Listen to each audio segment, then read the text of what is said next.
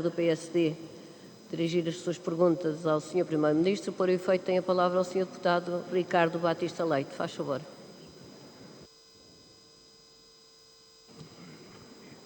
Muito obrigado, Sra. Presidente. Sr. Primeiro-Ministro, é a primeira vez que tenho a oportunidade de o cumprimentar neste ano de 2023, portanto, desejar-lhe um feliz ano novo e, assim, a toda a sua equipa, com aquele seu otimismo contagiante que gosta sempre de falar, e o Sr. Primeiro-Ministro reconhecerá que a balbúrdia em que o Governo se encontrou nestas últimas semanas traz sempre vantagens. Pior que está, não fica. Pelo menos assim esperamos, e que a partir daqui só pode melhorar. Mas o Sr. Primeiro-Ministro já 2 ou 3 vezes desafiou o PSD e não resisto a responder à questão, embora seja o Sr. Primeiro-Ministro que esteja a responder ao Parlamento, mas desafiou o PSD a dizer o que é que teria feito em relação à transportadora aérea TAP. E eu acho que é importante responder a essa questão mais uma vez.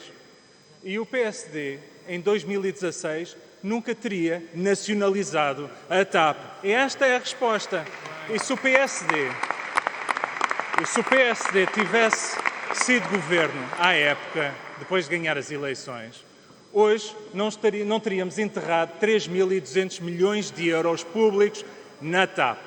Se o PSD fosse governo, a TAP hoje não teria milhares de empregos em causa, fruto daquilo que são das decisões do governo. Se o PSD fosse governo, a doutora Alexandra Reis não teria saído da TAP com 500 mil euros dos nossos impostos no bolso.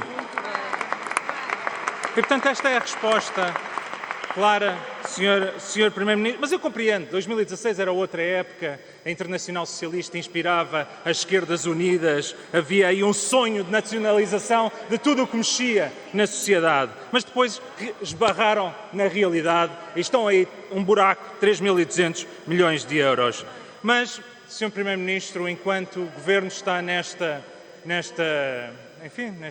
confusão e começam as guerras da sucessão no Partido Socialista, deve ser o lugar de secretário-geral do Partido Socialista deve ser um lugar muito apetecível. Tantos militantes do Partido Socialista querem ser, mas enquanto andam estas guerras partidárias, a verdade é que os portugueses querem governantes que governem o país. Em vez de governarem só o partido, que governem o país. E eu até, em antecipação deste debate, até utilizei as redes sociais para desafiar as pessoas que estão nas redes sociais a dizerem quais são os seus problemas, quais são as questões que gostariam de ver colocadas. E há 2 questões que surgem recorrentemente de todos aqueles que foram respondendo ao desafio. Que Portugal, sob a liderança do Sr. Primeiro-Ministro António Costa, se transformou no país dos salários mínimos, e sob a liderança do Sr. Primeiro-Ministro, Portugal transformou-se no país dos serviços públicos mínimos. Comecemos pelos salários mínimos. A verdade é esta: quando o Sr. Primeiro-Ministro chegou ao poder, em 2015, havia cerca de 500 mil pessoas com salário mínimo. Hoje temos quase 1 milhão de pessoas a viverem ou a tentarem sobreviver com salário mínimo. Houve uma quebra brutal do poder de compra desde que assumiu funções. E isto não é apenas entre a população ativa, a população mais idosa, a população mais vulnerável. São pessoas que sentem essa quebra quando vão ao supermercado, quando têm que pagar as suas obrigações. E aquilo que o Sr. Primeiro-Ministro falava há pouco é verdade. Portugal foi, em 2021, o país da União Europeia onde se verificou o maior aumento de pessoas em situação de pobreza, ou risco de pobreza ou exclusão social. 4,48 milhões de portugueses antes das prestações sociais. Cada vez mais as pessoas estão dependentes do Estado. Cada vez mais as pessoas estão dependentes daquilo que o Estado dá. Cada vez mais estão dependentes daquilo que o Governo dá. Portanto, as pessoas estão como o Governo gosta, como o Partido Socialista gosta, que é dependentes cada vez mais do Estado. E enquanto isto tudo acontece,